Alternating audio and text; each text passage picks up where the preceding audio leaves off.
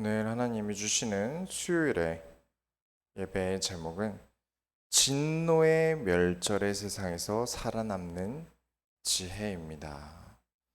여러분, 힘든 시기를 겪고 있죠. 그렇죠. 우리가 이제 스바냐서를 들어가는데 선지서가 들어간 지 이제 몇 번째인지 아십니까? 소선지서. 이제 9번째 책에 들어왔어요. 이제 4개의 선지서를 하면 소선지서가 끝이 납니다. 꽤 긴 시간을 하나님의 말씀을 다뤄왔어요. 저는 선지서를 할 때 다른 사람은 몰라도 설교하는 제 입장에서는 너무 좋습니다. 좋은 점이 있어요.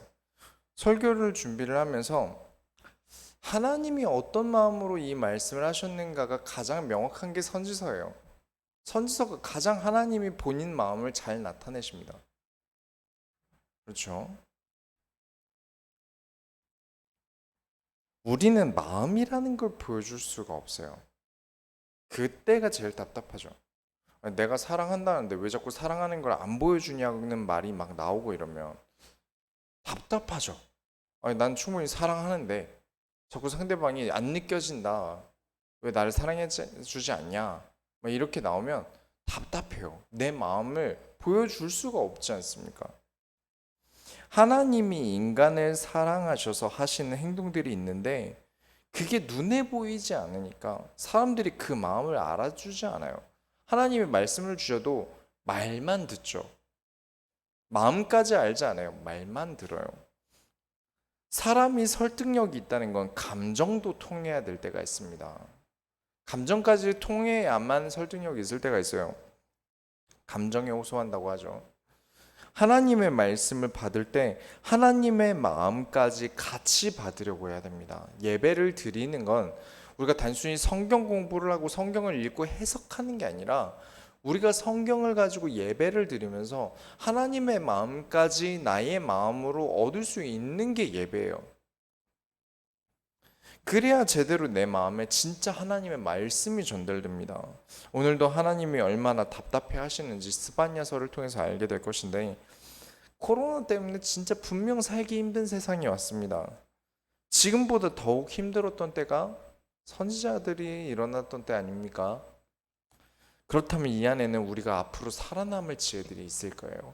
그래서 오늘 말씀을 통해서 참된 지혜가 깨달아지시기 바랍니다. 물론 첫 번째로 스바냐라는 사람은 성경이 통틀어서 이 선지서, 소선지서에밖에 나오지 않아요. 다른 데서 나오지 않습니다. 1장 1절을 보면 스바냐서는 요시야라는 사람이 유다에서 왕으로 일하던 때의 이야기입니다. 요시야는 정말 훌륭한 왕 중 하나입니다. 성전을 수리해요. 망가졌던 성전을 수리하면서 하나님의 말씀을 적어둔 율법서를 발견합니다. 그리고 이 율법서를 가지고 우리가 하나님께 회개하고 돌아가자 라면서 우상들을 불살라 버리고 해다의 별을 섬기는 풍조를 쫓아냅니다. 그러면서 예레미야 선지자가 이 요시야 왕을 정의와 공의를 세운 왕이라고 말을 해요. 정말 훌륭한 왕이죠. 그렇게 우리에게 훌륭한 왕으로 기억되는 그때에 하나님이 선지자를 일으키십니다. 그게 스바냐예요. 그런데 여기 다 읽진 않겠지만 1장 1절에 히스기야, 아마랴, 그다랴, 구시 이렇게 4대를 걸쳐서 조상들을 쭉 얘기한 다음에 5대째 후손인 스바냐를 설명합니다. 왜 이렇게 5대째의 가문들을 들먹이면서 설명을 했을까요? 왜 그러냐면 이 스바냐의 아버지인 구시라는 사람은 유대인에게서 나올 수 없는 이름이라고 보통 학자들이 해석을 하더라고요. 이방인이었거나 이방인 지역에서 살았거나 어찌됐든 유대인의 전통성을 알리기 어려운 이름이 구시예요. 그러다 보니까 이제 히스기야, 아마랴, 그다랴, 스바냐 전부 발음상 바뀔 뿐이지 뒤에 야 이렇게 붙는 게 야훼 하나님을 설명할 때 씁니다. 다 하나님과 관련된 이름이라는 거죠. 원래 선지서는 자기 조상들을 많이 나열하지 않아요. 자기 아버지 정도만 얘기하죠. 누구의 아들 누구다. 정도만 얘기하는데, 지금 5대째 가문을 설명하는 건 이방인의 아들이 무슨 하나님의 말씀을 전해 라는 선입견 때문에 그래요. 그 조상들이 하나님을 잘 섬겨온 유대 민족이라는 걸 이렇게 설명하지 않으면 하나님의 말씀이 폄하된다는 것 때문에 그렇습니다. 그 폄하되지 않기 위해서 이 앞에 많은 조상들을 설명한 거예요. 왜 그렇게 말의 진위와 그 사람을 보지 않고 가문까지 봐야 그렇게 직성이 풀릴까요? 제가 가장 거슬려 하는 말들이 있습니다. 여러분들도 아시죠? 많은 게 있는데 그 중에 하나가 부모라는 기도의 배경이라는 말을 교회에서 쓰는 걸 좋아하지 않아요. 분명 부모의 기도가 배경이 되는 게 맞습니다. 맞는데 교회에서는 좀 안 쓰셨으면 좋겠어요. 왜냐면 이번 주 주일에 부모 얘기를 드렸습니다만 부모가 교회를 안 다니면 그 사람을 하나님이 안 지키십니까? 아니죠. 하나님이 안 쓰십니까? 그건 아니에요. 그게 아닌 걸 아는데 자꾸 공동체에서 집단에서 그런 말을 계속 쓰게 되면 그게 마치 공론화가 됩니다. 아, 너는 기도의 배경이 있어서 그래. 너희 어머니가 기도하는 사람이라서 그래. 그걸 듣는 부모님이 교회 안 다니는 사람들 입장에서는 좋게 들릴 수 있는 얘기가 아니에요. 그렇죠? 분명 중요합니다. 중요하지만 부모의 기도는 중요하지만 기도 배경이라는 것도 필요한 것이지만 그러나 그 배경이 없다면 하나님이 그 사람을 더 붙잡으시리라고 저는 믿습니다. 어찌됐든 우리의 부모는 하나님 아버지 한 분뿐이세요. 목사 아들, 딸이든 장로 자녀든 불신자 아들이든 무슨 상관입니까? 하나님이 나를 쓰시겠다는데요. 하나님이 이 사람을 쓰시겠다는데 부모가 무슨 상관이 있습니까? 배경이 뭐가 그렇게 중요하죠? 하나님이 부르신 귀한 하나님 자녀를 왜 육신의 부모 때문에 폄하되어야 되는지 모르겠습니다. 그러나 이때에도 그런 것들이 자주 있었다는 증거가 이 스바냐서에 있는 거예요.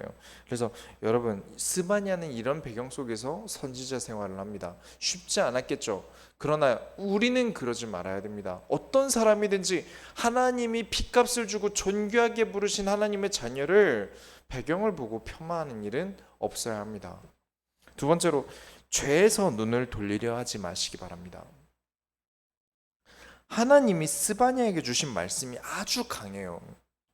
요시야라는 왕이 잘 다스리고 있는데 하나님이 요시야를 통해서 하는 일이 있었기 때문에 무서운 구절들이 나옵니다. 1장 2절에 여호와께서 이르시되 내가 땅 위에서 모든 것을 진멸하리라. 어우, 무서운 얘기죠. 3절에서는 사람과 짐승 악인들을 진멸하고 사람을 땅 위에 멸절하고, 4절에는 바알이라는 우상과 바알의 제사장들을 멸절하고 지붕에서 하늘의 뭇 별에게 경배하는 자들, 그리고 6절이 제일 중요합니다. 1장 6절에 여호와를 배반하고 따르지 아니한 자들과 여호와를 찾지도 아니하며 구하지도 아니한 자들을 멸절하리라. 하나님이 잔뜩 화가 나셨어요. 성경은 언제나 죄에 대해서 엄중합니다. 죄를 가볍게 여기지 않아요. 결코 그냥 덮어두시는 일이 없으세요. 알고 계셔야 됩니다. 우리가 죄에 대해서는 엄중하게 봐야 돼요. 죄를 덮어두고 복음이니까, 복음은 살리는 거니까, 그렇게 죄만 보면 율법이고 사망이야, 그렇게 말들을 하는데, 여러분, 문제라는 건요, 삶의 문제로 쓸 수 있겠지만 같은 단어로 우리가 시험 문제를 한번 생각해 봤으면 좋겠어요. 영어 문제, 수학 문제, 이렇게 연습 문제, 예제 문제, 이렇게 문제라고 쓰이는 것들이 있지 않습니까? 우리가 왜 문제를 푸는 공부법을 오랫동안 하고 있을까요? 그게 효과적이기 때문입니다. 내가 뭘 놓치고 있는지, 내가 뭘 모르는지 알기 위해서 선생님들이 문제를 내주는 거예요. 하나님이 인생이라는 종이 위에 죄라는 문제를 써주셨어요. 왜일까요? 그리고 그 문제를 풀기 위해서 하나님이 성경에 답안지를 주시고 강단을 통해서 정답을 깨닫게 만드셨어요. 그런데 사람들은 답도 안 보고 문제도 안 보고 답안지에 복음이라고 적고 그리스도라고 적습니다. 맞죠? 복음이 답입니다. 그리스도는 모든 문제의 답이에요. 그런데 문제 제껴두고 그냥 답에다가 마치 답안지 보고 베끼는 것처럼 어차피 답은 복음이야. 그리스도야. 그럼 하나님이 문제를 주신 이유가 없지 않습니까? 알게 하시고 싶은 게 있으신데요. 깨닫게 하고 싶으신 게 있으신데요. 그래서 이 문제가 왜 그리스도가 답이 되는지를 사람들이 몰라요. 그냥 그리스도면 답이지. 진짜가 뭔지 모릅니다. 본인은 복음을 누린다고 하겠지만 정작 그 사람을 보고 있는 옆에 있는 사람, 또 하나님이 보시기에, 또 사단이 보기에도 이 사람은 전혀 복음이 뭔지 모르는 사람이 됩니다. 왜냐? 이 문제가 뭔지 모르는데 답이라고 써놓은 것들이 맞는 답이라 할지라도 문제를 출제한 사람 입장에서는 답이 아닌 거예요. 죄를 보고 어떻게 답을 내야 할지 모르기 때문에 어쩔 수 없이 족쇄를 채웁니다. 율법으로요. 그래서 문제가 왜 답이 그리스도가 되는지를 알게 만듭니다. 일단 묶어놔야 돼요. 그리고 직면해야 됩니다. 문제를 피해서는 안 돼요. 이번 주 강단을 생각하세요. 문제를 덮고 문제를 피하는 북이스라엘은 50년 동안 왕이 5번 바뀌고 하나님을 누리고 우상을 꺾고 부모라고 할지라도 죄를 그냥 두지 않고 폐위시키면서까지 하나님으로 문제와 직면해서 답을 내는 아사왕 한 명이 유다에서 41년 동안은 왕을 지킵니다. 나라를 다스려요. 큰 의미를 가지고 있습니다. 교회 다니고 하나님을 믿는다고 하지만 사실은 어차피 답 안다고 생각하고 문제도 안 보고 답만 복음이라고 써둔 그 인생이 6절처럼 여호와를 찾지도 아니하고 구하지도 아니한 것과 다릅니까? 저는 똑같다고 봅니다. 이 문제에서 여호와를 구하지도 않았고요. 답을 찾지도 않았어요. 여호와를 찾지도 않았고요. 왜 멸절되는가? 왜 하나님이 나를 쓰시지 않으시지? 답을 찾으셔야 됩니다. 여러분은 문제를 피하지 마세요. 죄를 피하지 마시고 반드시 말씀을 통해 답을 내리시기 바랍니다. 세 번째로 등불로 두루 찾아 벌하리니. 이제 문제에 대해 답을 내리는 구절이 7절입니다. 주 여호와 앞에서 잠잠할지어다. 이는 여호와의 날이 가까웠으므로 여호와께서 희생을 준비하고 그가 청할 자들을 구별하셨음이니라. 잠잠하라. 입 다물고 있어라. 지금 생각하는 것들 멈춰라. 우리가 아이들이 떠들 때도 조용하라고 하지만 집중하라고 할 때도 조용하라고 합니다. 조용해. 왜냐? 집중해야 되니까요. 애들이 산만할 때 선생님들이 집중하지 않습니까? 문제를 보고 소란스러울 때 집중하여 문제를 들여다보고 무엇을 봅니까? 여호와께서 희생을 준비하고 무엇이죠? 그리스도의 십자가의 구원을 우리는 희생제사라고 합니다. 그가 청할 자들을 구별하셨습니다. 그리스도의 구원을 얻는 자들을 하나님이 구별하셨다는 겁니다. 그렇죠. 문제를 보지 않고 이 답을 보면 안 됩니다. 이 문제까지 알고 이 답을 내려야 되는 거죠. 진짜 하나님이 주시는 말씀을 깨닫는 것이지 답만 봐버리면 절대 다 깨달을 수 없는 거예요. 8절부터 11절까지 계속해서 끔찍한 얘기들이 나옵니다. 8절에 여호와의 희생날이라고 하는데 그러면 구원을 베푸시는 기쁜 날이지 않습니까? 그런데 그때 방백들과 왕자들과 이방인의 옷 입은 자들을 벌할 것이다. 9절엔 그날엔 그 희생날을 계속해서 말하는 것이죠. 그날엔이라는 뜻은요. 포악자들을 벌할 것이다. 이 구절들이 그리스도께서 심판자가 되셔서 지옥이라는 영원한 형벌에 그들을 보내신다는 말도 됩니다만 우리는 말씀만 보는 게 아니라 하나님의 마음까지 봐야죠. 10절 11절에는 그날에는 부르짖는 소리, 울음소리, 작은 산들이 무너지는 소리들이 일어날 것이다. 막데스 주민들, 가나안 백성들은 다 슬퍼하고 끊어질 것이다. 그러면서 주의 깊게 봐야 되는 게 12절에 있습니다. 12절에 그때 내가 예루살렘에서 찌꺼기같이 가라앉아서 마음속에 스스로 이르기를 여호와께서는 복도 내리지 아니하시며 화도 내리지 아니하시리라 하는 자를 등불로 두루 찾아 벌하리니. 하나님이 우리에게 복도 내리시지 않을 거고 화도 안 내실 거야. 왜냐? 하나님 그럴 만한 능력이 없으셔. 하나님 그냥 가만히 계신 분이야. 그냥 그런 신이야. 내가 아무리 죄악이 있어도 상관없어. 라는 자들을 어떻게 하신다고요? 등불로 둘을 찾아 벌하신다고 합니다. 무슨 뜻이죠? 탐색한다는 거예요. 기필코 찾아낸다는 뜻입니다. 샅샅이 찾아내시겠다는 겁니다. 여러분, 이스라엘은 무슨 상징입니까?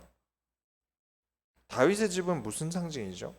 하나님 나라의 상징입니다. 여러분 한 사람 한 사람이 하나님의 나라를 이루는 사람들이에요. 여러분 마음은 하나의 나라만큼이나 복잡하고요. 또 어렵고 많은 일들이 생깁니다.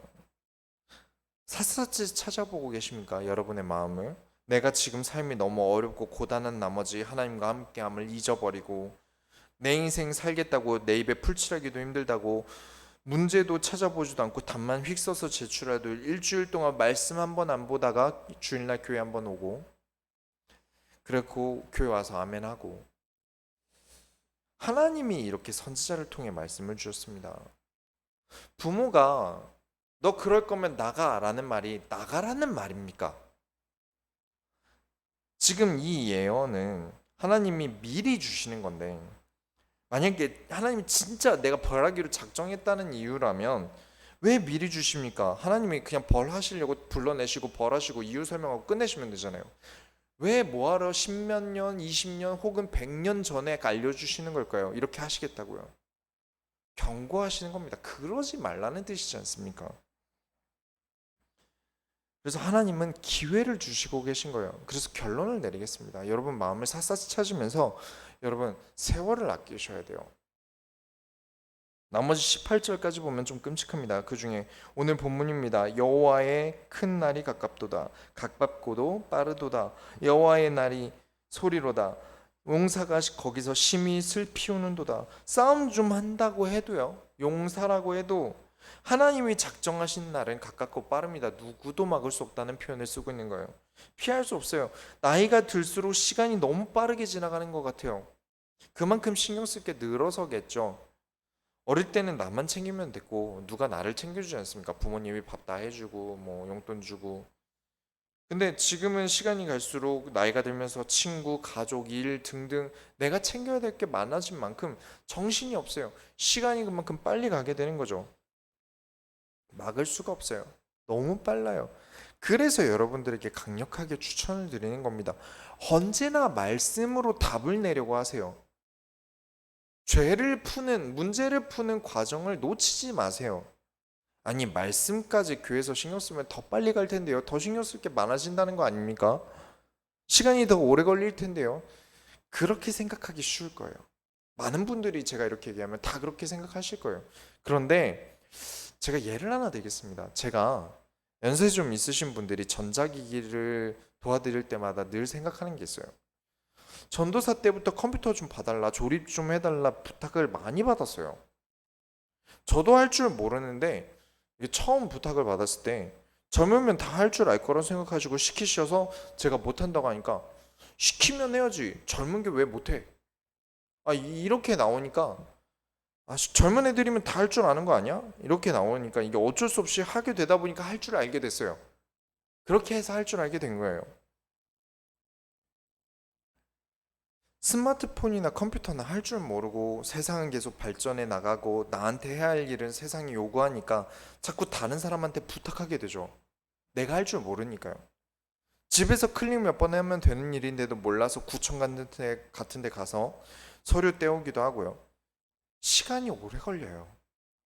그래서 저 같은 사람한테 부탁을 하게 되면 어떻게 됩니까? 밥이라도 먹이거나 해야죠. 미안해서 어떻게 또 그냥 보냅니까? 그래서 시간도 들고 돈도 드는 거예요. 그래서 이거 어렵지 않으니까 배우시는 게 어떠세요라고 이제 말씀을 드리면 어떤 대답이 보통 돌아오냐면 바빠서 언제 그런 거 배워? 나이도 있고 시간도 없고 안 돼. 반대로 생각하셔야 됩니다. 이걸 할 줄 모르기 때문에 바쁜 거고요. 이걸 할 줄 모르기 때문에 시간이 없는 거예요. 제게 말씀이 그렇습니다. 고민할 새에 내가 세상에 답을 못 내려서 고민하고 갈등하고 있을 때 말씀 한번 펴보면 빨리 끝날 텐데요. 이 문제를 그래서 금방 성경을 통해 답을 날 텐데 기도하고 주의를 지키면 분명 한 주간 복잡하게 얽혀있는 내 인생에 답이 다 있을 텐데 이걸 바쁘다고 안 해요. 시간이 없어서 못한대요. 말씀을 지켜 행하지 않기 때문에 시간이 없고 바쁜 겁니다.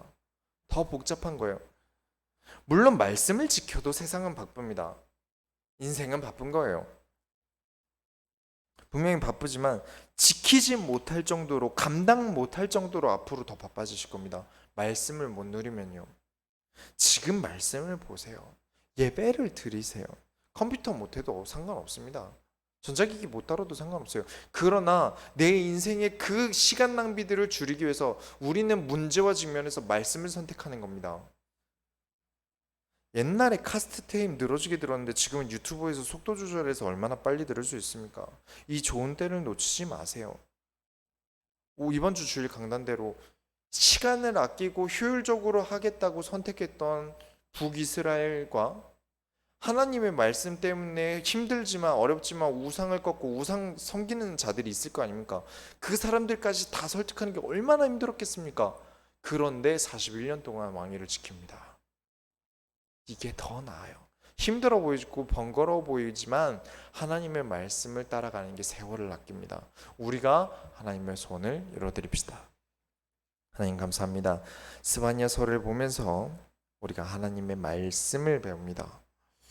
왜 하나님의 말씀이 내 발의 등불이라 하셨는지를 우리가 깨닫습니다. 하나님, 우리가 죄를 그냥 넘기지 않고 하나님의 말씀에 직면해서 무엇을 하나님이 원하시는가 올바른 복음의 답을 내리는 우리 모든 소원교회 성도들이 되게 하여 주옵소서. 살아계신 예수 그리스도의 이름으로 기도드렸습니다.